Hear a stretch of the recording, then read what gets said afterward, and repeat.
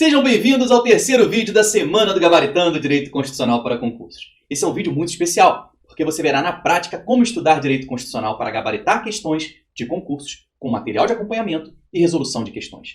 Meu objetivo nessa semana foi mostrar que você é 100% capaz de gabaritar Direito Constitucional e conquistar mais rápido o seu cargo público, desde que você faça isso da forma certa. No primeiro vídeo, vimos quanto o direito constitucional é importante nos concursos, que dominando essa disciplina você acertará várias questões dos outros direitos.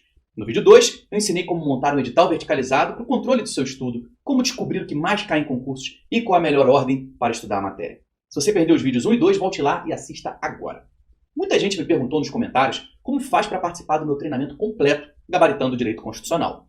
Então, no finalzinho desse vídeo, eu vou falar sobre a abertura da próxima turma e o que você precisa fazer para garantir uma vaga.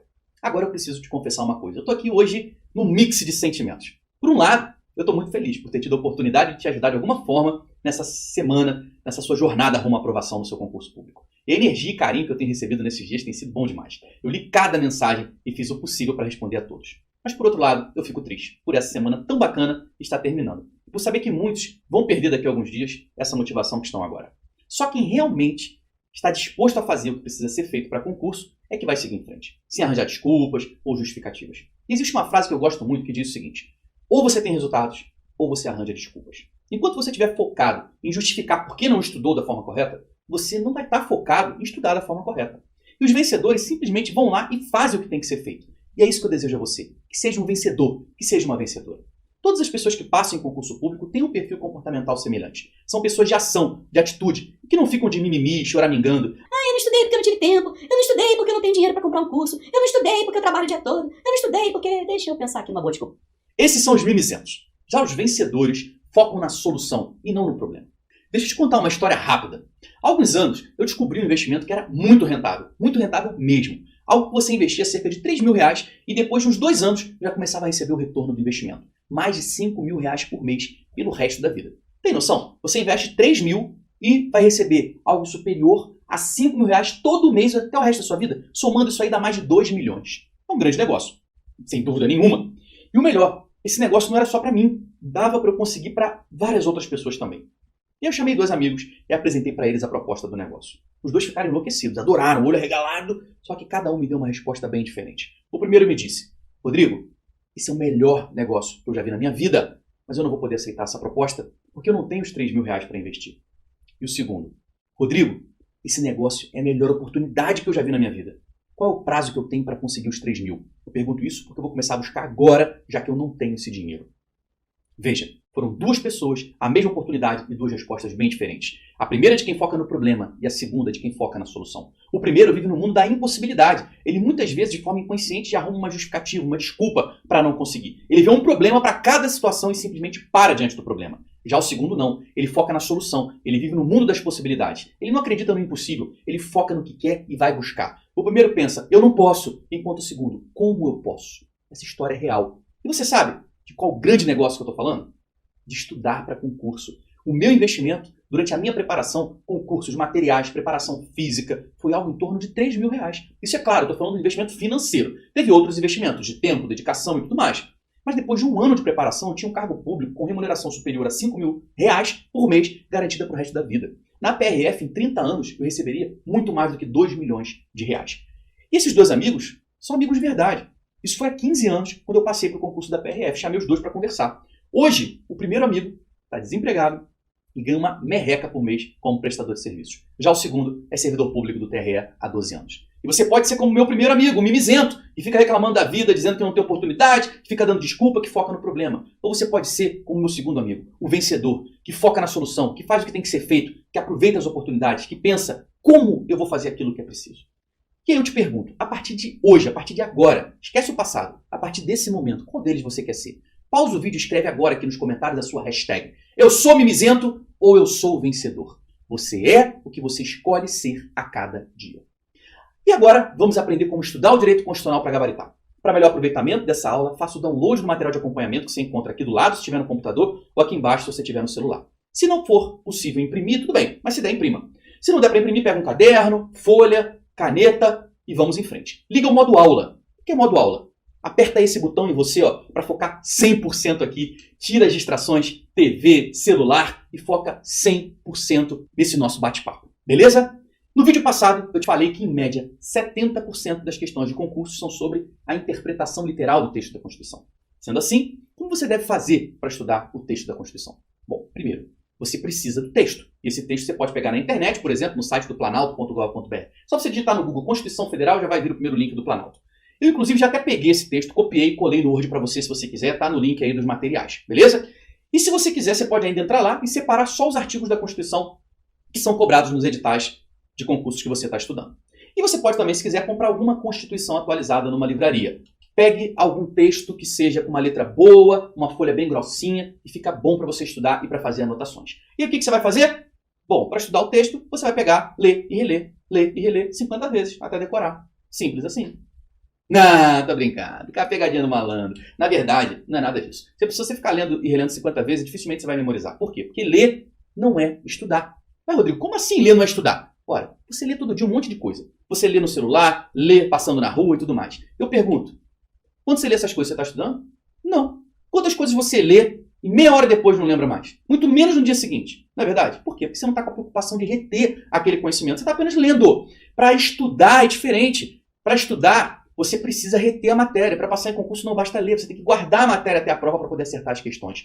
E para isso, você precisa de um método. E o método que eu indico para você, um método que eu desenvolvi, chamado Vi, questionei, li, marquei. Questões anotei, revisei. É isso aí. É a junção das 7 etapas do método. Visão geral, questionamento, leitura ativa, marcações, questões, anotações e revisão. Deixa eu mostrar isso para você na prática. Vamos lá às etapas. Primeira, visão geral. O que é visão geral? É você dar uma olhada rápida, superficial, pelo conteúdo que você vai estudar. Rodrigo, hoje, por exemplo, eu vou estudar do artigo 1º ao 4º da Constituição. Então você vai pegar e vai dar uma lida rápida do 1º ao 4º. Por exemplo, eu vou pegar aqui como exemplo o artigo 18. Se você está com a sua Constituição aberta aí, vai no artigo 18. Se você está com material de acompanhamento, já tem aí o artigo 18 da Constituição. Então vamos considerar que a gente vai estudar do artigo 18 ao 19. Só para exemplificar, eu vou pegar aqui a primeira parte. O que você vai fazer? Deixa eu sair da frente aqui. Você vai pegar e dar uma olhada rápida. Tipo assim, organização do Estado, organização político-administrativa, capital federal, territórios. Você vai dar uma passada de olho, sabe? Tipo leitura dinâmica. Só para ter uma ideia geral do que o texto trata. Então a gente já viu aqui que o texto trata da organização do Estado, fala negócio de capital.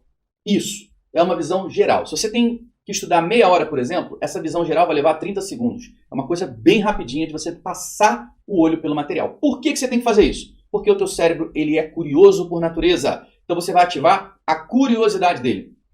Veja, eu tenho uma coisa para te contar que é um segredo, tá? Só que eu vou contar só no final do vídeo. O que acontece?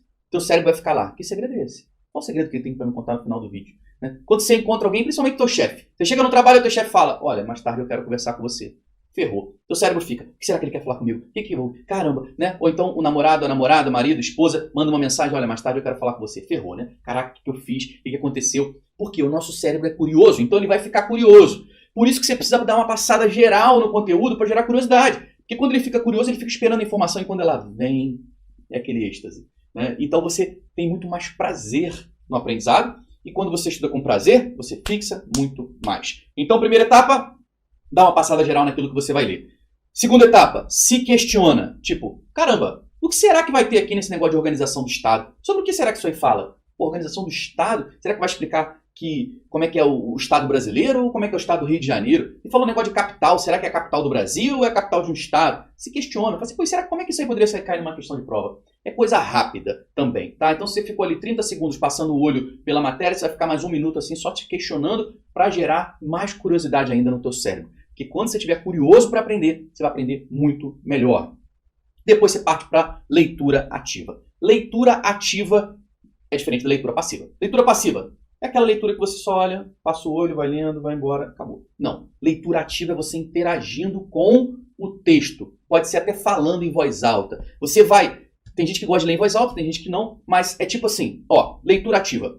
Organização do Estado. Organização do Estado? De que Estado? Né? Que Estado é esse que ele está falando aí? Será que esse Estado aqui é o Brasil? Que é um Estado... que eu já ouvi falar que é um Estado, como tem o Brasil, Estados Unidos e tal, ou esse Estado aqui é, por exemplo, Rio de Janeiro, Minas e tal. E o que quer dizer essa organização? Caramba, isso aqui você não vai escrever não, você só vai pensar, tá? Senão você vai bagunçar teu material todo.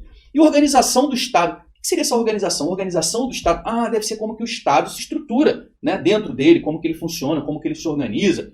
Então é isso, é você pensar junto com o texto. Você está ativando várias conexões aí sinápticas na sua mente, fazendo reforçar mais aquele conteúdo. Aí você vai, bom, beleza, a gente está falando do título 3 da organização do Estado e tem um primeiro capítulo aqui. Esse primeiro capítulo fala da organização político-administrativa. Ora, se é a organização do Estado, ele está falando da organização político-administrativa, é a organização político-administrativa de quem? Do Estado. Pô, que Estado é esse? Pera aí, vamos ler aqui, ó. Artigo 18. A organização político-administrativa da República Federativa do Brasil. Você não vai rabiscando, não. Só estou interagindo aqui com o texto para você ver onde é que eu estou aqui, tá? Então, só para você visualizar melhor. Então, olha, a organização político-administrativa da República Federativa do Brasil. Opa, peraí. Então é a organização do Estado. Ele fala da organização político-administrativa do Estado e ele diz que esse Estado é quem? A República Federativa do Brasil. Ponto, matei. Então, essa organização do Estado é a organização da República Federativa do Brasil.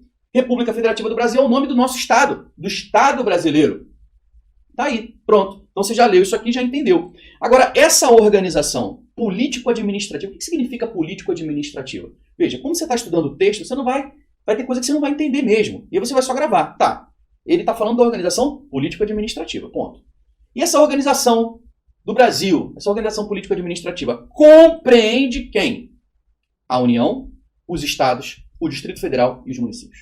Todos autônomos, nos termos dessa Constituição.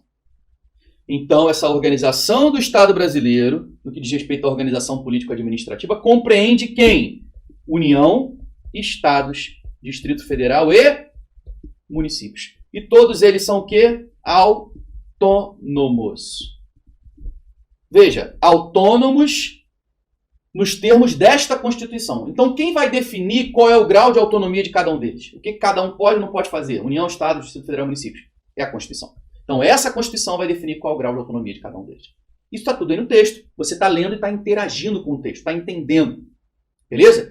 Não faz essa rabiscada danada não, tá? Aqui você vai fazer marcações mais simples. Você vai pegar, por exemplo, aqui, organização do Estado. Quando você leu e entendeu que é a República Federativa do Brasil, aí você faz aqui uma marcaçãozinha. Organização da República Federativa do Brasil. Beleza. E essa organização político-administrativa da República Federativa do Brasil compreende quem? União, Estados, DF e municípios. Isso aqui você poderia marcar no texto ou simplesmente pegar e fazer aqui um esquema. União, Estados, Distrito Federal e municípios. Beleza? Todos é uma palavra-chave. Você tem que destacar, porque na hora da prova ele vai dizer só a União é autônoma, só o município é autônomo, só o Distrito Federal é autônomo. Não. Todos. União, Estado, Distrito Federal e municípios. Todos eles, sem exceção, todos autônomos. Beleza? É isso que você vai fazer. Estudo ativo. Você estuda e logo na sequência você marca, porque a próxima etapa é o quê? Marcação. Então você faz a leitura ativa e já pode ir marcando. Eu estou fazendo já a marcação para ganhar tempo, mas o ideal é você faz uma leitura ativa, interagindo com o texto e volta já fazendo as marcações quando você terminar aquela leitura. E aí, veja, Brasília é a capital federal. Então, caramba, o que eu vou marcar aqui? Falou em capital federal, eu sei que é quem? Brasília. Ponto. Brasília. Capital federal, Brasília. É isso. Os territórios federais integram a União. E a sua criação, transformação em Estado ou reintegração ao Estado de origem serão reguladas em lei complementar. Rodrigo, o que é território federal? Aí eu vou ter que te explicar. A gente sai do estudo do texto. Eu não vou entrar para explicar, não. Aqui a ideia é, você está sozinho estudando o texto. Como é que você estuda o texto sozinho? Território federal integra a União. Então eu te pergunto, o território federal integra a organização político-administrativa da República Federativa do Brasil, sim ou não? Não. Porque a organização político-administrativa da República Federativa do Brasil integra quem? Compreende quem? A União, os estados, o Distrito Federal e municípios. Dentro da União, dentro aqui da União, existem o quê? Os territórios federais. Já que os territórios federais, eles pertencem, eles integram quem? A União. Então, se o território pertence à União, ele é da União. A União é que faz parte da organização político-administrativa, mas o território não. Então, daqui você já pode até destacar que os territórios federais não participam da organização político-administrativa. Pô, por que não? Porque está escrito aí, pô. que quem participa da organização político-administrativa é a União, os estados, o Distrito Federal e os municípios. Então isso é o estudo ativo, é você interagir com o texto. No início é um pouco difícil, sim, tem texto que é difícil de compreender, de entender, sim, mas você vai buscar dar o seu melhor quando você estiver lendo o texto. E assim não fica chato, porque você começa a integrar as ideias, tá? E aí fala que esse território federal ele pode ser criado. Pô, pode ser criado o território federal. Pode ser transformado em estado. Então se tiver um território federal, pode ser que esse território depois vire um estado, olha aí. E ele pode ser reintegrado ao estado de origem. Como assim estado de origem? Então quer dizer que um território ele poderia pertencer a um estado? Não, na verdade, uma área do estado pode ser separada, desmembrada, para criar ali um território da União, um território federal. E depois pode ser que esse território federal volte a fazer parte daquele estado. Beleza? É isso que está dizendo aí. Só que isso tudo vai ser regulado, vai ser disciplinado, vai ser tratado por uma lei. E essa lei recebe um adjetivo, um nome de lei o quê? Complementar. Então isso tudo vai ser regulado em lei complementar.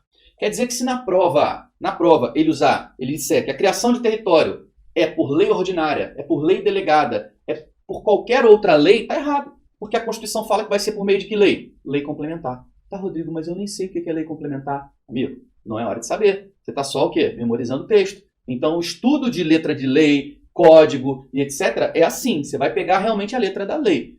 Tá? É claro que é muito melhor se tiver alguém para te explicar. Pô. Claro, aí eu vou explicar para você. O que é um território federal? Ora, territórios federais são áreas dentro do país que não tem nenhum estado ali dentro e que é administrado direto pela União, como era antigamente Fernando de Noronha. Fernando de Noronha pertencia à União. A União administrava ali. Então não tinha nenhum estado, ponto. Só que com a Constituição de 88, Fernando de Noronha deixou de ser um território federal e passou a ser reintegrado ao estado de Pernambuco. Roraima, Amapá eram territórios federais, era a União que administrava ali, não tinha nenhum estado. Só que com a Constituição de 88, Roraima e Amapá passaram a ser o quê? Estados e passaram a ter autonomia. Território tem autonomia? Não, porque o território pertence a quem? À União. Então a gente vai criando essas ideias conforme a gente vai evoluindo no estudo. Mas texto literal é isso. É você pegar o texto, olhar para ele, ver o que ele te diz e fazer algumas marcações. E na sequência, próxima etapa qual é? Vamos partir para as questões. E aí você vai ver o que as questões pedem e, conforme o que cair nas questões, você vai fazendo novas marcações, novas anotações no teu material. Esse é o bizu. Então você vem aqui, questão número 1. A organização político-administrativa da República Federativa do Brasil compreende quem? Apenas os estados e municípios? Pô, apenas? Calma aí, deixa eu voltar aqui. É União, Estado, DF, município. Então se ele falar que é apenas a União, apenas o Estado, pô, tá errado, porque não é só um. Então, já fica ligado. Que usou apenas, está errado. Apenas União e Distrito Federal? Está errado. Apenas a União, os estados e os municípios? Está errado. A União, os estados, o DF e os municípios? Aí, tá certo o gabarito, letra D. Tá? Se você quiser pausar o vídeo agora e resolver a questão 2 a 6, mete bronca. Pausou? Resolveu? Então, vamos lá. Olha a questão número 2. A federação é a forma de Estado composta pela associação de múltiplas entidades territoriais autônomas, dotadas de um governo próprio, que dividem responsabilidades em diferentes âmbitos. É um conceito doutrinário, né? Precisaria de uma explicação maior. Mas federação é a forma de Estado, que é composta por múltiplas entidades territoriais autônomas. A gente viu o negócio de autonomia, não viu? Quem tem autonomia? União, Estados, DF e municípios. Cada um tem uma área própria, um território próprio. Tem a área do município, tem a área do DF, a área do Estado, a área da União. Então elas são entidades territoriais e que têm autonomia. Então eu posso chamar a União, Estado, DF, município de entidades territoriais autônomas? Pode, viu? Pelo enunciado da questão está te ensinando isso aí. Você também aprende com as questões. E a nossa forma de Estado, então, é uma federação. Caramba, olha aí, né? E cada um tem um governo próprio. A União tem um governo próprio, o Estado tem um governo próprio, o DF, o município também, legal. Aí ele segue dizendo aqui, ó. De acordo com o texto constitucional, o Brasil, considerado um exemplo de Estado federado, então já está te ensinando aí, ó. O Brasil é um Estado federado. Caramba, vou voltar lá aqui então. E esse Estado aqui, ó, ele é uma federação, ele é um Estado federado. Essa é o quê? A forma de Estado. Ele está dizendo isso lá no enunciado da questão. Então, pô, já aprendi isso aqui, já vou botar esse bizu. Pronto. A República Federativa do Brasil, o próprio nome diz, República Federativa, né? Está escrito aqui, né? Então, é uma federação. E federação é forma de Estado. Pronto, já aprendi isso com a questão. Já fui lá e botei o meu bizu no material. Ó, o Brasil é considerado Estado federado. E não inclui como ente da federação... O que é ente da federação? Ente da federação? Será que são essas entidades territoriais autônomas? É a mesma coisa? Ente da federação? Vamos ver as opções. Ó. Distrito Federal, Estados, Municípios, Territórios e União. Então, na verdade, ele chama de ente da federação quem faz parte da organização político-administrativa do Brasil. Que a organização político-administrativa compreende União, Estado, DF e municípios. Não é isso? Ele pergunta quem não faz parte, quem não se inclui como ente da federação, quem é o patinho feio da história aí? Eu sei que União, Estado, DF e municípios fazem parte da organização político-administrativa da República Federativa do Brasil. Eles fazem parte da federação. Então eu posso dizer que eles são entes da federação. Legal, cara. Então eu já sei que União, Estado, DF e município são os entes da federação. Então eu posso pegar aqui e botar uma observação. Ó. União, Estado, DF e município, eles são o quê? Entes.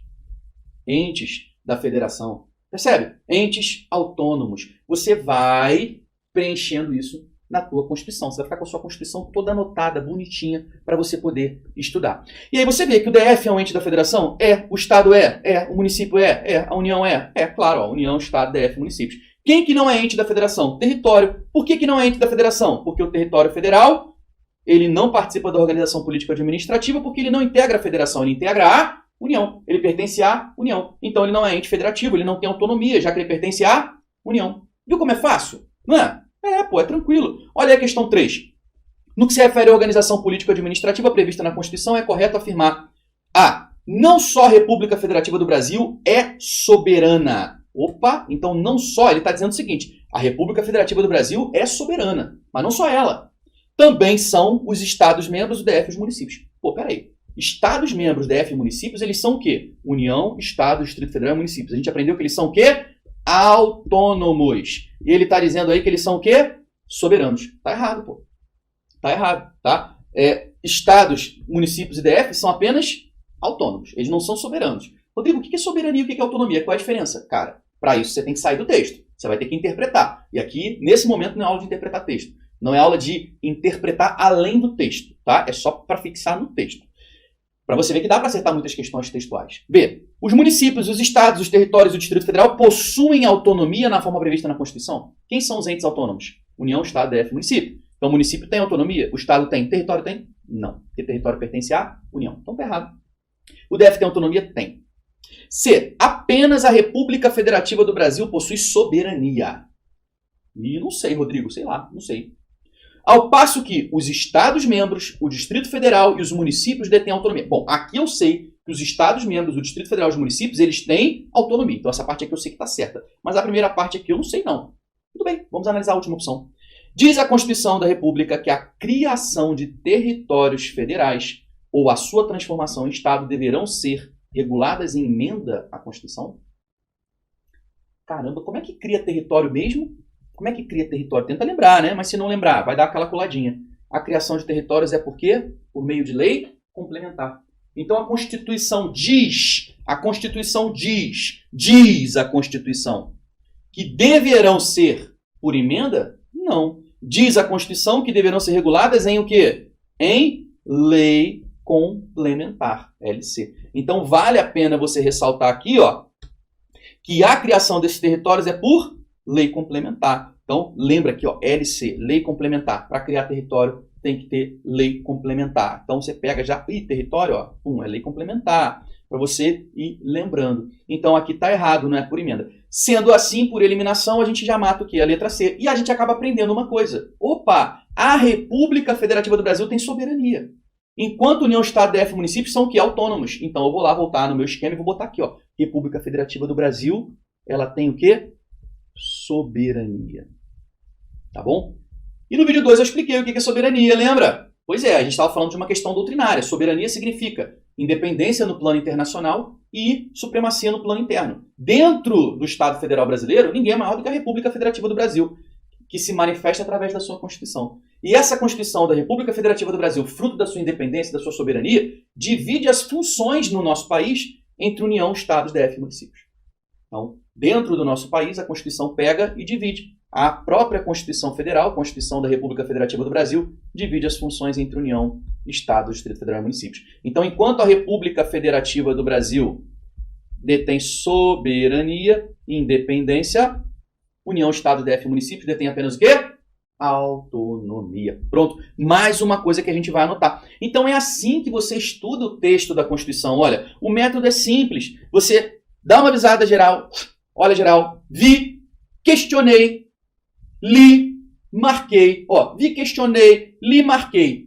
Questões, anotações e por último o quê? Revisão. O que é revisão? Cara, revisão é o seguinte, você estudou hoje. Hoje eu estudei. O que vai acontecer? 24 horas, revisão. 7 dias depois, revisão. Você tem que ter uma agenda para poder fazer isso. Inclusive, no meu canal do YouTube tem um vídeo lá onde eu ensino exatamente você fazer essas revisões, tá? Inclusive chamado lá como planejar o seu estudo, alguma coisa assim. Eu falo como que você monta na agenda, eu mostro direitinho lá. 28 dias e depois de 28 em 28. Sempre fazendo revisões. É claro que a primeira revisão de amanhã, hoje se você estudou 1 hora, amanhã você vai fazer uma revisão de 10 minutos. 10 a 15. Depois de 7 dias, você faz uma revisão de 7 minutos. Depois, 4 minutos. Tá mais ou menos, tá? Depois, 1 minuto. E depois de 1 em 1 minuto. Então, não adianta você ir aprendendo um monte de matéria nova, só botando matéria nova para dentro e deixar o que você aprendeu para trás. Porque senão você esquece. É a mesma coisa que você tá com um saco furado.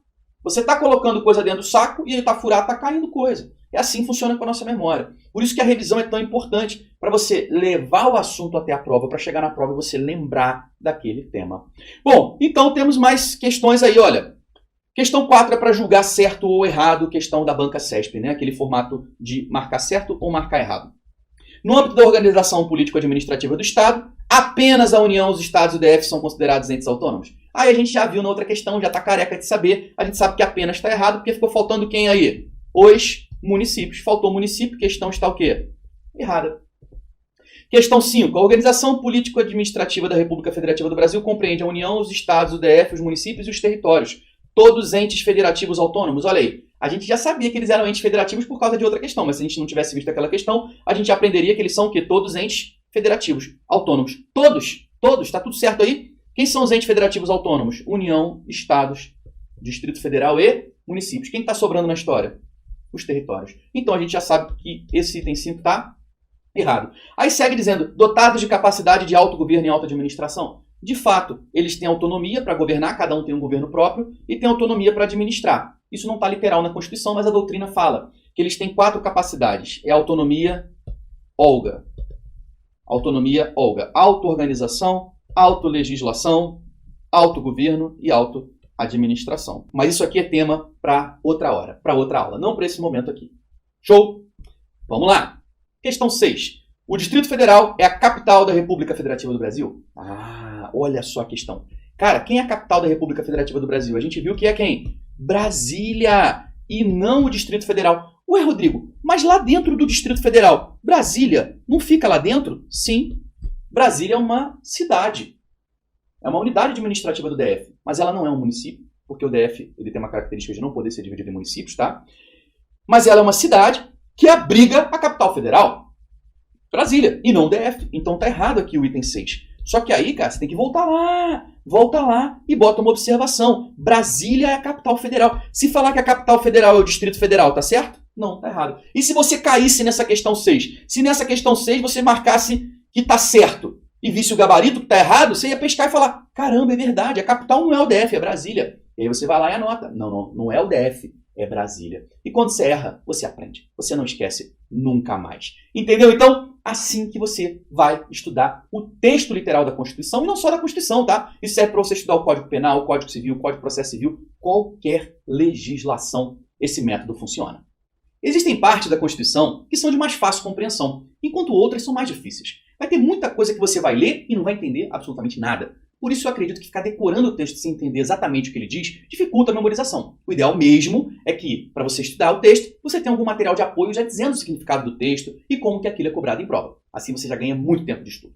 E agora nós vamos falar sobre as questões que vão além do texto da Constituição. Elas correspondem, em média, a 30% das questões de concursos e você não pode deixá-las de lado. Porque mesmo que você gabarite as 70 questões literais, os 70% literais, 70% de acerto dificilmente vai fazer com que você consiga uma boa colocação no concurso. Então esses 30% de questões são de quê? De doutrina e de jurisprudência, que são as interpretações dos grandes mestres do direito e dos tribunais judiciais, principalmente do STF. E onde você encontra isso? A doutrina está nos livros e a jurisprudência no próprio site do STF. O problema é que existem centenas de livros de doutrina e milhares de jurisprudência. Até existem livros voltados para concurso que conjugam doutrina e jurisprudência, mas em geral a linguagem deles não é muito agradável e os assuntos são muito complexos, difíceis de serem compreendidos apenas com a leitura. Nós temos 3 canais de aprendizado: visão, audição e sinestesia. Quando lemos apenas, nós estamos trabalhando apenas com 1/3 da nossa capacidade cognitiva, da nossa capacidade de aprendizado. E vários estudos comprovam que ao assistir uma aula e participar ativamente, fazendo exercícios, tirando dúvidas, a compreensão e fixação do conteúdo é imensamente maior do que apenas a leitura de um texto. Mas se você quiser ler a doutrina em um livro ou a jurisprudência no site do STF, minha indicação é que você também use um método de estudo da Constituição. Vai pegar e fazer visão geral, questionamento, leitura ativa, marcações, questões, anotações e revisão. Agora, quando a gente fala dos 3 canais de aprendizagem, veja, quando você está assistindo uma videoaula, além de você estar trabalhando não só a visão, mas a audição, você está anotando e fazendo exercícios, você está trabalhando visão, audição e sinestesia, que está ligado ao toque. Então isso é muito mais ativo do que você apenas está lendo.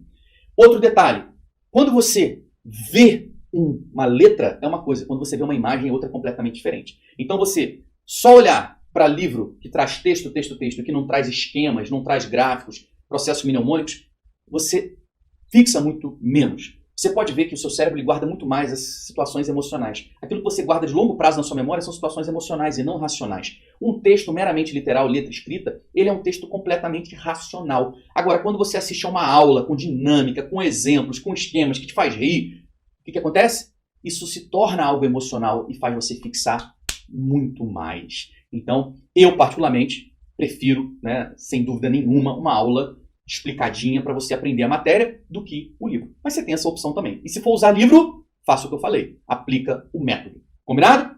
Muito bem. Em relação à doutrina, a maioria das bancas, infelizmente, não define a bibliografia. Sendo assim, elas cobram os posicionamentos majoritários. Ou seja, nos assuntos em que as interpretações são controvertidas entre os doutrinadores, a banca cobra a posição da maioria da doutrina. Por isso é perigoso você comprar um livro qualquer de direito constitucional. Pode ser que o autor seja muito bom, mas traga posicionamentos minoritários.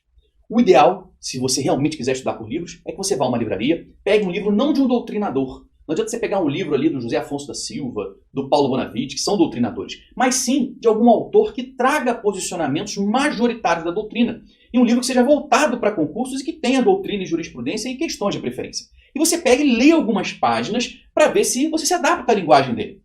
Eu, por exemplo, gosto muito do Vicente Paulo e Marcelo Alexandrino, que tem direito constitucional descomplicado, do Pedro Lenza, que é o direito constitucional esquematizado, do Marcelo Novelino. Agora, esses livros são livros de 1.200, 1.500 páginas, e que realmente muitos assuntos ali são difíceis de compreender sozinho. Mas eles têm vantagens porque eles já trazem doutrina, jurisprudências principais, e você só vai precisar complementar o livro com o quê? Com muita questão e com jurisprudências atualizadas. Beleza? Uma outra opção para você estudar jurisprudência é olhar uma publicação no site do STF chamada A Constituição e o Supremo, que traz as jurisprudências organizadas por artigo da Constituição. Eu vou deixar inclusive aqui o link na parte do material para você poder baixar. Agora, eu te confesso que ler jurisprudência sem ter uma explicação pode ser um pouquinho complicado. Mas se você insistir, aos poucos você começa a compreender. E para quem vai fazer concurso específico de área jurídica, como procurador, promotor e juiz, aí é fundamental acompanhar jurisprudências e os informativos do STF e do STJ para ficar bem atualizado. E vale lembrar que no último vídeo eu mostrei exemplos de questões de concursos que cobraram doutrina, que cobraram jurisprudência, inclusive questões de nível médio, lembra? Aquela que abordava o conceito de soberania, que é dado pela doutrina, e outra que falava que o Poder Judiciário poderia aumentar vencimento de servidores com base no princípio da isonomia. E nós vimos que não pode, porque a súmula vinculante 37 proíbe isso. Vimos também uma questão de controle de constitucionalidade que falava sobre controle concentrado, um termo que é usado pela doutrina e jurisprudência, mas que não está no texto da Constituição. E agora eu vou te mostrar um exemplo de uma aula que abrange interpretação do texto da Constituição com doutrina, jurisprudência e questões de concursos. Vamos lá.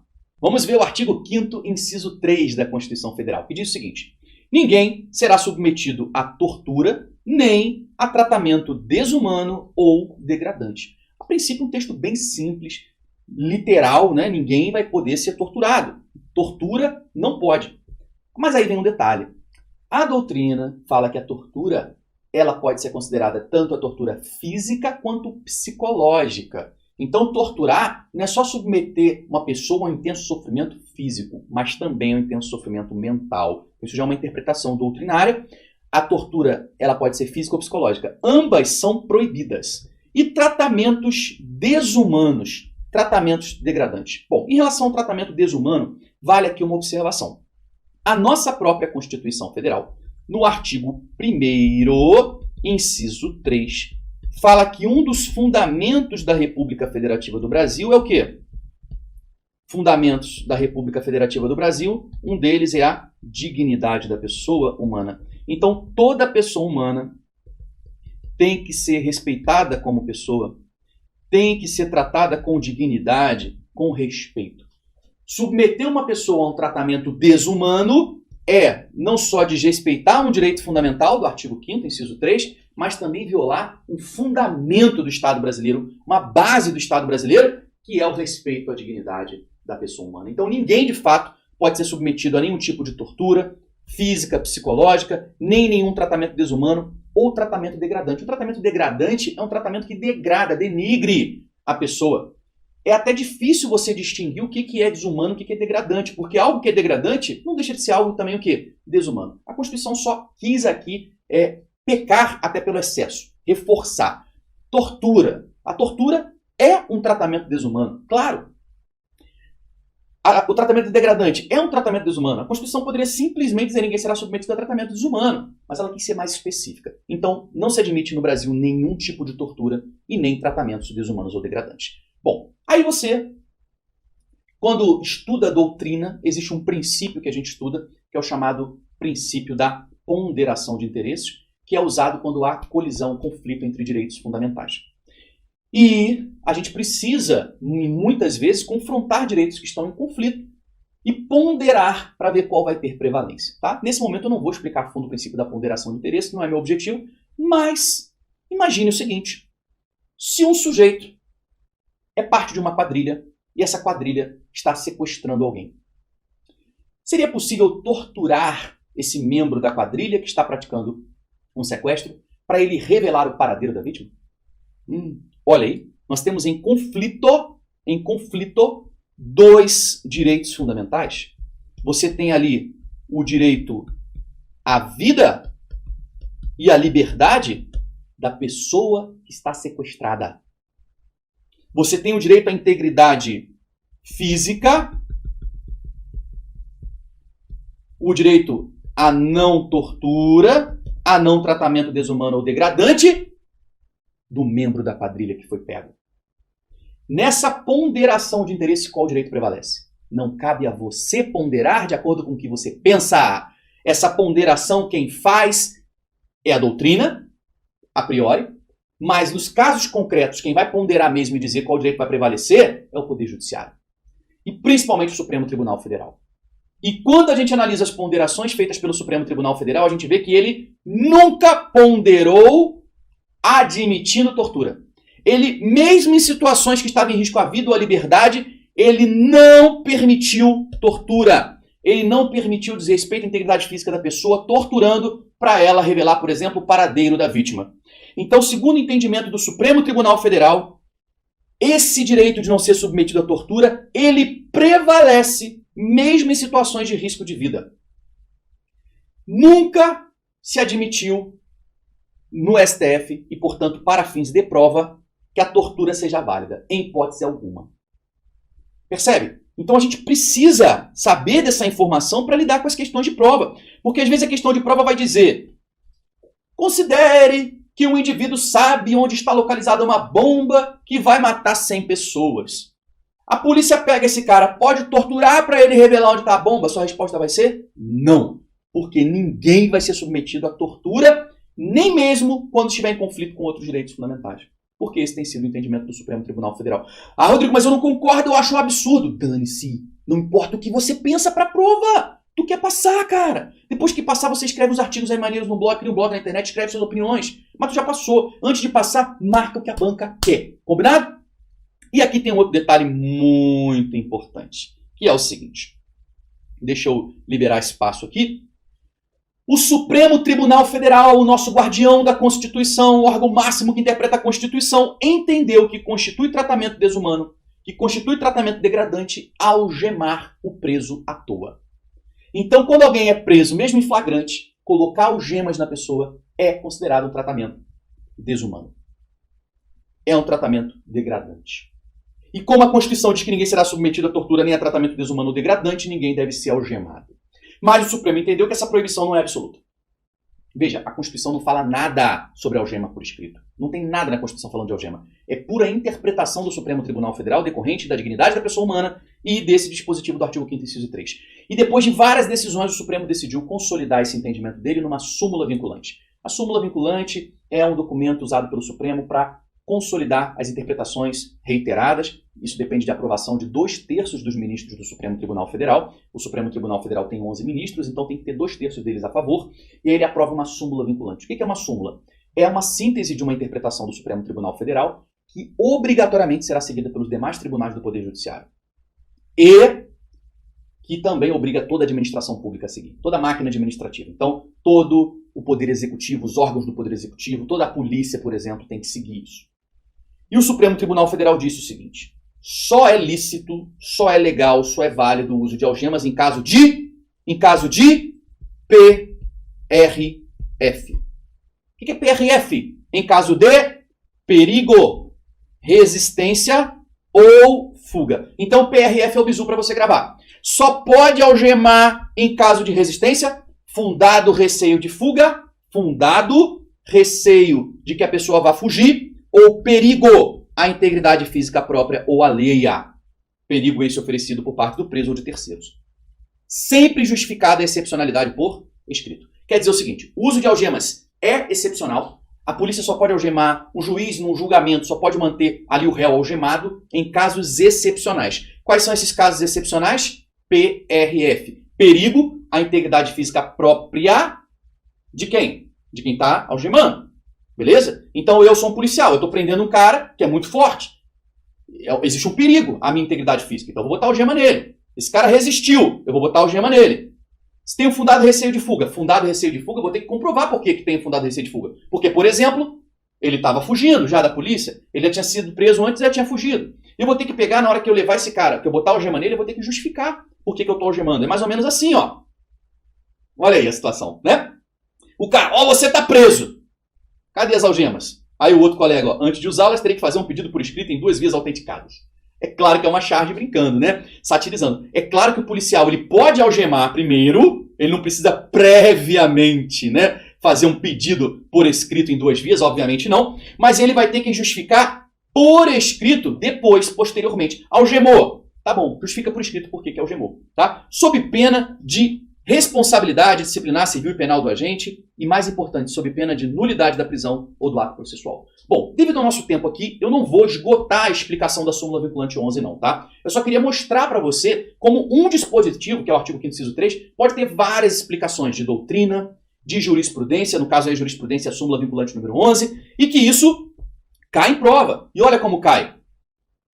Prova da SESGRAN Rio. Na medida em que não se permite o uso de algemas de forma indiscriminada, somente admitindo-se a sua utilização em casos excepcionais, está sendo efetiva a proteção contra o direito de crença? Não tem nada a ver. Uma proteção contra o direito de liberdade de locomoção? Não. Uma proteção contra a liberdade de manifestação? Não. Isso é uma proteção contra um tratamento desumano ou o quê? Ou degradante. Essa é a ideia, proteger a pessoa contra um tratamento desumano ou degradante. Por isso que não pode ter uso indiscriminado de algemas. Então, gabarito letra D, não tem nada a ver com a inviolabilidade do domicílio também. Percebe? A relação toda é com o artigo 5º, inciso 3, que fala que ninguém pode ser submetido a tratamento desumano ou degradante. E também com o artigo 1º, inciso 3, que fala da dignidade da pessoa humana como um dos fundamentos do Estado brasileiro. Olha aí a questão número 8. Se você quiser, já pode pausar o vídeo e fazer, tá? A tortura é constitucionalmente proibida. De fato, a Constituição proíbe, está expresso lá no artigo 5º, inciso 3. Exceto para salvar a vida de outras pessoas. O que eu falei para você? Cara, não tem como ponderar a tortura com nada, então não tem exceção. A tortura é completamente proibida. Acabou. Então a afirmativa está errada. Questão 9. Com base no princípio da dignidade da pessoa humana, o ordenamento jurídico brasileiro restringe o uso de algemas no país? Veja, o ordenamento jurídico brasileiro é o conjunto de normas do nosso país, certo? E o Supremo Tribunal Federal, quando firma uma jurisprudência, ele firma uma interpretação dessa norma. De que norma? No caso aí, da norma constitucional. Quando a norma constitucional traz um princípio que é a dignidade da pessoa humana, e o Supremo Tribunal Federal entende que, em razão da dignidade da pessoa humana, o uso de algemas é restrito, tá certo. Restringe. Veja que restringe não quer dizer que proíbe. Quer dizer que cria restrições. Restrições significa que em alguns casos não pode algemar. Então a afirmativa está correta. De fato, há restrições ao uso de algemas no país. Só pode ocorrer o uso de algemas em que situações? P, R, F. Em caso de perigo, resistência ou fuga, fundado receio de fuga. Beleza? Olha aí a questão 10. Como exemplo de vedação expressa na Constituição, a prática da tortura e ao tratamento desumano ou degradante. Tá? Então veja, existe a vedação expressa da prática de tortura e de tratamento desumano ou degradante. E como um exemplo dessa proibição, o Supremo Tribunal Federal, o STF, editou uma súmula vinculante, que é a súmula vinculante 11, proibindo totalmente a utilização de algemas pela polícia, por ser arbitrária e ofender a integridade dos custodiados? Errado. Por que não proibiu totalmente? Proibiu, em regra, salvo no caso de perigo, resistência ou fuga, e sempre justificado por escrito. Então a questão 10 está errada. Questão 11.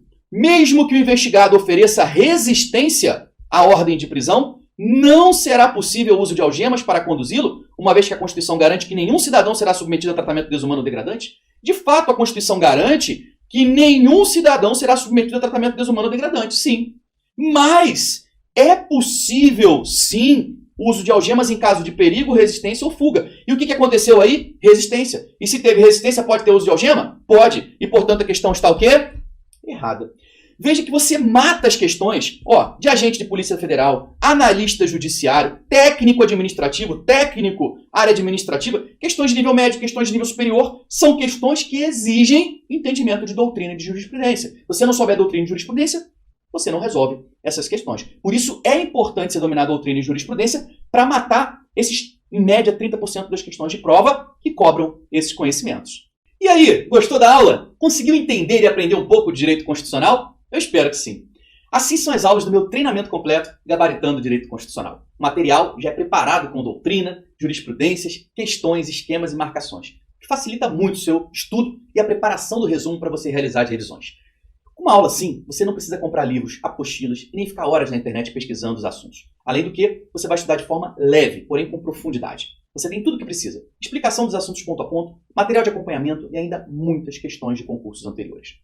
Eu espero que nesses 3 encontros dessa semana eu tenha contribuído com a sua transformação em um concurseiro vencedor, consciente de que é plenamente possível conquistar o seu cargo público desde que você faça o que precisa ser feito. Se isso aconteceu, o meu objetivo foi atingido, porque essas aulas foram preparadas com muito cuidado e carinho, visando realmente te ajudar. Eu quero te parabenizar por ter chegado até aqui, por ter assistido aos 3 vídeos. Você mostrou que tem atitude e que está buscando conhecimento. E assim começa. Mas não pode parar por aqui. Você tem que colocar tudo isso em prática. Eu desejo que você seja realmente um vencedor e não um mimizento. E siga firme até tomar posse no seu cargo público. E agora que você já sabe o que fazer, você tem 2 opções. A primeira é, a partir de aqui, seguir por sua conta, buscando os cursos e materiais que você achar melhor. Você pode se aprofundar nas técnicas que eu mencionei, pode montar seu próprio material de estudos, buscar na internet as questões de direito constitucional para treinar e pode dar certo. Eu espero verdadeiramente que, se você escolher essa opção, você tenha sucesso. Porque se de alguma forma eu tiver contribuído com a sua conquista, eu estarei cumprindo a minha missão, que tem sido de ajudar as pessoas a conquistarem o sonho do cargo público. Mas há uma segunda opção. Nela, eu praticamente vou te pegar pela mão e seguir com você até que o seu resultado seja atingido. Eu vou te ensinar detalhadamente cada um dos passos que você deve dar e tirar suas eventuais dúvidas durante a caminhada. Você não vai precisar se preocupar em buscar nenhum outro material para gabaritar as questões de direito constitucional na sua prova. Tudo que você precisa, eu vou te entregar. O método completo do Gabaritando o Direito Constitucional. Com videoaulas de teoria e questões comentadas com doutrina e jurisprudência, conteúdo completo com resumo, esquemas em PDF, questões complementares por cada assunto, simulados ao final de cada tema, área de tirar dúvidas, grupo de WhatsApp exclusivo, encontros online ao vivo de tirar dúvidas e muito mais. Se você vier comigo, você vai economizar muitas horas de tentativa e erro e vai chegar muito mais rápido na aprovação, não tem dúvida disso. Você pode comprovar isso com os depoimentos dos meus alunos aprovados em concurso. Mas, como você pode perceber, essa segunda opção exigirá muito do meu tempo e da minha atenção. E por isso o investimento não vai ser baratinho e as vagas serão bem limitadas. E a limitação de vagas existe porque eu abro as matrículas poucas vezes ao ano e formo uma turma onde os alunos fazem parte de uma comunidade. Nós temos um grupo exclusivo no WhatsApp onde trocamos ideias, eu tiro dúvidas e acompanho de perto cada aluno diariamente. E você, embora esteja estudando online, nunca vai estar sozinho nessa jornada. E isso seria impossível se eu tivesse milhares de alunos. Pelo número de pessoas que está assistindo aos vídeos dessa semana, eu realmente estou preocupado quando eu abrir as matrículas. Porque se uma em cada 50 que estão participando do evento quiser participar da turma, não vai ter vaga para todo mundo. Mas se acontecer de você procrastinar e acabar não conseguindo se inscrever, não brigue comigo, pois haverá outra oportunidade daqui a alguns meses. A próxima turma terá as matrículas abertas na próxima segunda-feira, às 9 horas da manhã. E as vagas devem se esgotar bem rápido mesmo. Então, se você tiver interesse de participar, presta atenção que eu vou te explicar melhor como funciona o meu treinamento e como você pode fazer para disputar uma vaga. Primeiro, o método Gabaritando Direito Constitucional não é exatamente um curso online. Por quê? Curso dá a ideia de algo passivo, estático, que fica ali parado disponível para você assistir. Não. O GDC não é nada disso. É um treinamento com formato inédito no mercado de concursos públicos que vai realmente te preparar para ser um concurseiro vencedor e conquistar o seu cargo público. Aqui é bem diferente e só participando para entender. Porque não há nada parecido no mundo dos concursos. Ele foi estruturado para que você possa gabaritar questões de qualquer nível médio, qualquer nível superior e nível médio é o antigo segundo grau, né? Então, sejam questões de nível médio, sejam questões de nível superior. Só que é importante você analisar agora se esse treinamento realmente é para você. Veja, se direito constitucional é uma matéria exigida no seu concurso e você quer aprender de verdade, com qualidade e profundidade, fazendo muitos exercícios e simulados, esse meu treinamento é para você. Agora, se você quer um resumão, um intensivão, com meia dúzia de aulas de direito constitucional, se você quer ser enganado comprando um curso que promete que você vai passar, mas que te entrega um conteúdo superficial, que nunca vai ser suficiente para te aprovar no concurso, esse meu treinamento não é para você. Inclusive, eu fiz uma pesquisa com os meus alunos e 90% deles se matriculou no meu curso porque já tinha estudado constitucional antes e não aprendeu nada, ou já tinha estudado constitucional antes, mas foi superficial e está querendo aprofundar. Só 10% vem direto estudar comigo. Normalmente, os 90% passaram por outros professores antes. Então, se você não quer correr esse risco de perder seu tempo passando por outros professores, ou se você já passou por outros professores e não teve resultado, cara, o meu curso é para você. E como que serão essas aulas? Deixa eu te contar. Para quem nunca viu direito na vida, eu preparei um bônus, que é um módulo começando do zero, onde eu faço uma introdução ao estudo do direito, bem didática e necessária para você formar uma boa base. Eu sempre parto do princípio que você não sabe nada. Isso tem funcionado muito bem, muito mesmo, até para quem é formado em direito. Por quê? Eu vejo muita gente que sai da faculdade com grandes deficiências em conceitos básicos de direito constitucional. Então assim, você vai aprender de verdade, passo a passo, partindo do zero, mas aprofundando bastante para que você esteja preparado para as questões mais difíceis. E o treinamento é todo dividido por módulos sobre cada um dos temas do direito constitucional. Isso é bom, porque se você quiser, você pode avançar para um módulo específico que você esteja precisando para determinado concurso e pode estudar também na ordem dos assuntos que são mais cobrados para o seu concurso. Em cada módulo, você terá aulas de direito constitucional com teoria, questões, doutrina, jurisprudência, gravadas em vídeo, onde você vai aprender com profundidade os assuntos cobrados em prova, no formato dessa aula que você viu hoje. Ou seja, eu vou te ensinar qual a interpretação correta da Constituição para você acertar as questões de concurso. Em seguida, resolveremos questões de diversas bancas. E aí talvez você pense, Rodrigo, mas eu queria um curso específico para tal banca. Eu queria um curso específico para tal concurso, porque eu vou fazer o concurso XYZ. Cara, preste atenção. Se você vai estudar para concurso até passar, como que você vai focar em apenas um concurso ou em apenas uma banca? Se vai estudar com antecedência, que é o certo, como que você vai saber para qual banca estudar? E se você focar numa banca e não passar naquele concurso? Depois vai ter que estudar de novo, só que para outra banca e assim por diante? Isso não existe, cara. Não faz sentido nenhum. Você tem que formar a sua base e ficar preparado para qualquer tipo de prova de qualquer banca. E depois que você já tiver essa base geral, aí sim, quando sair o edital de um concurso e você tiver condições de disputar uma vaga, você vai focar naquela banca organizadora fazendo só questões daquela banca na reta final. Entendeu? Nas aulas, eu vou te mostrar o perfil de cada banca e o que é importante você focar em cada uma delas. Como as aulas são gravadas e disponibilizadas na sua área do aluno, você pode assistir na hora que quiser, no local que quiser, bastando que você tenha acesso à internet. Muito melhor do que um curso presencial em que você chega atrasado, perde uma aula, fica sem matéria, em que você gasta tempo e dinheiro com deslocamento. Se o professor é muito rápido ou muito devagar, você não tem como fazer nada. Na aula online é diferente. Inclusive, se você está achando essa aula rápida, bobeira sua, porque você poderia reduzir a velocidade do vídeo. Se você está achando lenta, bobeira também, você poderia acelerar o vídeo. Você tem essa funcionalidade. E a eficácia dos cursos online já está mais do que comprovada pelos resultados dos aprovados em concursos. Os grandes concursos, a maioria dos aprovados estudou online. Toda aula terá um material de acompanhamento em PDF, como esse da aula de hoje. E ao final de cada módulo, você terá questões de concursos complementares para treinar mais. E um simulado, que será corrigido em vídeo. Esse simulado tem um mix de questões inéditas com questões de concurso. Além disso, abaixo de cada vídeo, você tem uma área para comentários e dúvidas. Então, sempre que aparecer a dúvida, você pausa o vídeo, posta ali a dúvida que eu mesmo respondo. Além disso, teremos encontros online, ao vivo, através do aplicativo Zoom, para você poder tirar dúvidas, para a gente corrigir mais questões, com interação em tempo real entre a turma. Você vai poder ficar cara a cara comigo e perguntar tudo que você quiser. Você consegue perceber que com todo esse conteúdo e acompanhamento, você estará muito mais perto do seu cargo público? Talvez você esteja pensando que um curso desse vai ser muito caro e que você não vai poder pagar. Embora eu vá divulgar o preço só no dia da abertura das matrículas, eu tenho que te confessar que não vai ser preço de banana. Sempre que obras vagas tem gente que reclama, que diz que é caro, mas todos que investem, sem exceção, sempre acham barato pelos benefícios que ele traz. Inclusive, numa pesquisa que eu fiz recentemente com os alunos, eu descobri que 40% dos meus alunos, quando se matricularam, estavam desempregados. Mas mesmo assim, eles buscaram soluções para conseguir a grana e investir. E muitos deles disseram, inclusive, que foi o melhor investimento da vida deles. Eu vou te mostrar, inclusive, isso aí já já. Agora, como que eu sei que realmente o investimento valeu a pena? Primeiro, porque eu dou 30 dias de garantia para você testar e ver se o investimento valeu a pena mesmo. Então você se matricula e se dentro de 30 dias você achar que não valeu a pena, é só você me mandar uma mensagem, um e-mail, que eu devolvo 100% do seu dinheiro sem nenhum questionamento. E desde que eu abri a primeira turma em janeiro de 2018, nunca ninguém pediu dinheiro de volta por achar que o investimento não compensou, por achar que saiu caro o curso. Inclusive, você vai ver agora o que as pessoas responderam quando eu perguntei se valeu a pena o investimento no Gabaritando Direito Constitucional. Dá só uma olhadinha.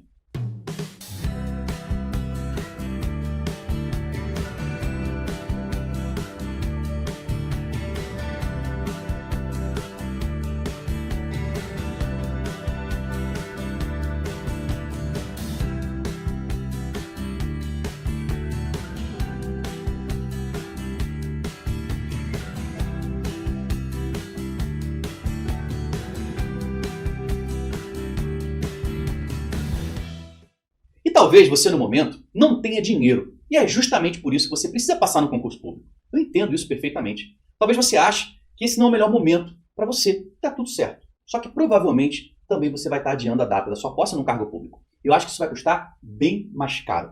Cada dia que você deixa de ser servidor, já pensou quanto que você está deixando de ganhar? Cada mês que você deixa de ser servidor, cada mês você está deixando de ganhar 5 mil reais. Cada ano são 60 mil reais. Isso eu estou colocando por baixo um cargo de 5 mil. O problema é que às vezes a gente está tão duro que sai cortando tudo. A gente não tem nem como gastar nada, só que a gente confunde gasto com investimento. Gasto tem que cortar mesmo, porque eles não ajudam você a sair de onde você está. Mas cortar investimento é impedir que o seu futuro seja diferente. Se você só viver para o presente, só olhar para os seus gastos de hoje, sem investir nada no amanhã, você estará jogando seu futuro no lixo. Pense nisso, mas pense rápido, porque segunda-feira vai ser dia de decisão, de seguir comigo ou de seguir sem mim. Ou de ficar onde você está, parado. Pode ter certeza que cada decisão vai te levar para um caminho diferente, para um futuro diferente. E lembre-se do que eu falei no início desse vídeo. Tem gente que foca no problema, que dá desculpas, que vive no mundo da impossibilidade, que são mimizentos. Enquanto há pessoas que fazem o que tem que ser feito, que buscam soluções, que vivem no mundo da possibilidade. Esses são os vencedores. Eu tenho certeza de que você nasceu para ser um vencedor, para ser uma vencedora. Bom, como vão ser as matrículas no curso? Veja, na segunda-feira, às 9 horas da manhã, eu vou disparar um e-mail avisando sobre a abertura das matrículas. E eu vou mandar um e-mail com um vídeo, um link para o vídeo, explicando todos os detalhes de como vai ser o treinamento, inclusive preço, forma de pagamento e garantias. Agora, se você quiser receber o vídeo e o link de matrícula em primeira mão, para garantir a sua vaga 1 hora antes de eu disparar o e-mail para a minha base, que hoje tem mais de 50 mil inscritos, você pode clicar aqui embaixo para entrar no meu grupo VIP de pré-matrícula. Então é só você clicar aqui embaixo pelo seu celular e entrar no grupo, que você vai receber o link às 8 horas da manhã na segunda-feira. Aí você vai ter prioridade para garantir a sua vaga. Enquanto segunda-feira não chega, eu convido você a assistir aos meus vídeos no YouTube. Tem muito conteúdo legal lá. Aproveita e se inscreve lá no meu canal, clica no sininho para receber as notificações e sempre que tiver vídeo novo, você vai ser avisado. E mais uma vez, eu agradeço de verdade a sua participação nesse evento. Se você não deixou seu comentário ainda, essa é a última chance. E se você curtiu esses 3 vídeos, compartilhe. Eu sei que você conhece alguém que está estudando para concurso ou que gostaria de estudar e você pode ajudar muito a vida dessa pessoa compartilhando esse conteúdo com ela. Mas avise a ela que os vídeos vão sair do ar no final do domingo. Beleza? Então corre para assistir se você quiser rever e compartilha logo porque domingo sai tudo do ar. E eu acredito de verdade que quando a gente ajuda ao próximo, os maiores beneficiados somos nós mesmos. Agora eu vou deixar você com algumas histórias inspiradoras. E em breve eu quero ver a sua aqui também. Um beijo no coração e até segunda-feira. Olá, meu nome é Natália Teixeira, eu moro aqui no Rio de Janeiro, na cidade de Duque de Caxias, nasci aqui. E o objetivo desse vídeo é contar para vocês um pouquinho da minha história enquanto concurseira. Bem, a minha história com o concurso público, na verdade, ela começa quando eu saí do ensino médio. Eu estudei todo o ensino fundamental numa escola pública, estudei todo o ensino médio também numa escola pública. E já no ano seguinte, quando eu saí do ensino médio, eu fiz meu primeiro concurso com 18 anos e passei e me tornei professora da rede pública de ensino aqui de Caxias. Durante o período em que eu estava na escola dando aula, eu fiz uma faculdade de Direito e chegou um dado momento em que eu resolvi que eu ia trilhar um novo caminho. Foi quando eu resolvi estudar para concurso de tribunais. Um dia eu acordei, abri a internet e comecei a baixar alguns materiais, fui numa livraria, comprei uma apostila, enfim, achei que isso seria suficiente para minha aprovação. Estudei por 2 meses, estudava 2 horinhas por dia e o primeiro concurso que eu tentei foi o do TRF. E como vocês podem imaginar, com uma apostila, 2 horas por dia, 2 meses, não foi o suficiente para eu passar naquele concurso. Mas eu não desisti. Foi uma frustração absurda, mas enfim, eu resolvi seguir. Foi quando eu conheci o concurso virtual e o trabalho do professor Rodrigo Menezes. Constitucional não era a minha praia na faculdade.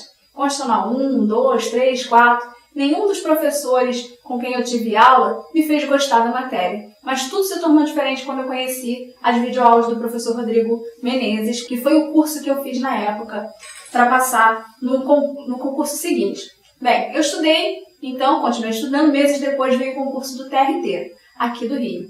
E eu passei nesse concurso, tomei posse, estou lá desde 2014, sou técnico judiciário aqui no TRT da Primeira de Região. E estou contando toda essa história para vocês para dizer que é possível sim, até mesmo para os egressos de escola pública, para aqueles que fizeram faculdade com dificuldade, é possível alcançar o sucesso. Se eu conseguir, você também consegue. O que é o diferencial? Qual é a chave para o sucesso? A chave para o sucesso é você estar cercado por pessoas que sabem o que estão fazendo, como é o caso do professor Rodrigo. As aulas dele são incríveis. Ele despertou em mim uma paixão absurda por direito constitucional. Quem me conhece sabe do que eu estou falando. Qualquer julgado de STF, tudo. Eu estou sempre ligada porque é uma disciplina que eu desenvolvi uma paixão de verdade pelo direito constitucional. No concurso do TRT da Primeira Região, eu gabaritei, acertei todas as questões. Depois fiz outro concurso, que foi o TRT de Minas, também gabaritei as questões de direito constitucional. Ou seja, se foi possível para mim, é possível para qualquer outra pessoa. E aí eu estou aqui para te motivar, para você não desistir, porque de fato o caminho é árduo, você tem que abdicar de muita coisa, são muitas horas de estudo, é desgastante, você pensa em desistir, mas se você desistir, aquele que está atrás de você, ele passa à sua frente, porque concurso público é fila, e se você sair dela, você tem que voltar para o final. Então se mantenha nela, persista, porque o caminho é esse e vai dar certo.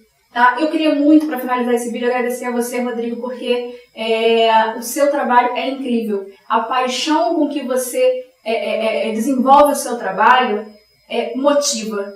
E quantas madrugadas eu passei assistindo aquelas aulas. Enfim, foi uma experiência que eu carrego e eu te agradeço demais, porque foi o diferencial na minha aprovação. Muito obrigada mesmo pela tua força e pela tua dedicação. Meu nome é Matheus Andrade, hoje eu tenho um canal no YouTube aí falando sobre concurso, mas assim como você, que pode estar assistindo esse vídeo aí, também fiz aquele trajeto até as aprovações do concurso e tenho muitas histórias, sofrimento, né, para tentar passar no primeiro concurso, e lembro até de uma história que quando eu comecei a estudar para concurso público, eu fui estudar a primeira aula de constitucional. Todo mundo falava constitucional é importante no concurso público, é básico, e eu peguei, sentei lá, peguei a apostila que o professor dava, era um cursinho presencial, e começou a aula. Eu olhei na minha apostila, tinha um artigo que falava que os acréscimos ulteriores não serão computados, do artigo 5º, não sei se é literalmente isso, mas eu olhei ulterior e falei, cara, escreveram errado nessa apostila, não é ulterior, deve ser anterior, que ele está querendo dizer aqui. Aí cutuquei a menina do lado, né, a Sarinha, e falei, escuta, a sua apostila também está errada? Ela falou, não, Matheus, é ulterior mesmo. E aí eu saquei que eu ia precisar de um professor, que eu não entendi o que era ulterior e que constitucional eu ia ter que aprofundar mais, porque eu não era da área de direito. E nesse meio do caminho aí eu conheci o Rodrigo Menezes, tive acesso a ele a um cursinho, né, que ele lecionava, e sem dúvida foi um diferencial para mim, para eu aprender constitucional. E aí depois vieram, graças a Deus, 6 aprovações em concurso, 2 em primeiro lugar, cargo de analista, cargo de fiscal. Então sou muito grato, então você está assistindo aí, cola no Rodrigo Menezes para aprender constitucional, que sem dúvida vai fazer a diferença para você. Olá, meu amigo, olá, minha amiga. Meu nome é Ricardo Barreto, sou escrivão de Polícia Federal aprovado no concurso de 2012. Antigamente trabalhava na iniciativa privada, passei por empresas pequenas, grandes e sempre convivi com medo da demissão, incerteza sobre o futuro. Apesar de ouvir falar, não acreditava muito na lisura dos concursos e não acreditava que seria capaz de passar. Mas aos poucos fui conhecendo o sucesso de outras pessoas, com histórias parecidas com a minha, e passei a ver que era possível. Naquela fase, um bom curso preparatório foi muito importante para os meus estudos. As provas sempre englobam um número significativo de disciplinas, e um bom professor facilita a sua vida na medida em que já te apresenta a matéria de uma forma didática e organizada, focando o que realmente é importante para a sua aprovação, economizando seu tempo, economizando seu esforço. No meu estudo de Direito Constitucional, tive a sorte de estudar com o professor Rodrigo Menezes. A forma didática, organizada e objetiva como ele me apresentou a matéria facilitou muito minha vida e me fez compreender o conteúdo de constitucional de uma forma definitiva. Hoje em dia, minha irmã estuda com ele também, buscando a oportunidade dela no serviço público. E como o constitucional é fundamental para a compreensão de todas as outras disciplinas jurídicas, principalmente para quem não é formado em direito como eu, esse curso foi estratégico para a minha aprovação no concurso da PF. E te digo uma coisa, o momento da aprovação é único. O prazer, o sentimento da vitória, ver seu nome ali na lista dos aprovados é inexplicável. Só vivenciando para entender. Hoje trabalho no órgão que sonhei, tenho uma vida estabilizada, boas condições de trabalho. Você pode vivenciar isso tudo também. Não se prenda nas dificuldades, todo mundo tem as suas. Há muitos aprovados com histórias de superação financeira, problemas familiares, carências culturais, sociais, mas eles acreditaram e se superaram. Acredite você também. Busque sua vitória. Com seu esforço e o suporte de bons professores como Rodrigo Menezes, você também alcançará sua aprovação. Te desejo muito sucesso. Bons estudos, felicidades. Oi, meu nome é Keila Carla, sou de Manhuaçu, Minas Gerais. Quero contar um pouco da minha história para vocês. Quando eu comecei a estudar para concursos públicos, escutava tantas pessoas falando comigo, você não vai conseguir, você só tem o ensino médio, você vai fazer um concurso que tem direito constitucional, você não vai conseguir, você vai concorrer com advogados. Então eu não ouvi essas pessoas. Eu fiz um curso preparatório. Então, eu procurei aulas gratuitas no YouTube. Foi aí que eu conheci o professor Rodrigo Menezes. Ele tem ótima didática. Cara, consegui aprender a matéria de Direito Constitucional. E hoje eu gosto tanto que eu pretendo fazer um curso de graduação na área. Então, em 2017, eu passei no concurso do Instituto Federal em primeiro lugar, em minha cidade, que é Manhuaçu. O concurso abordava todo Minas Gerais. E eu fui a única aprovada, graças às aulas do professor Rodrigo Menezes. Então, só tenho uma mensagem para deixar para os concurseiros, que não desanimem, que não escutem as pessoas falando: você não vai conseguir, você não tem capacidade, você só tem o ensino médio, você vai ficar doido de tanto estudar.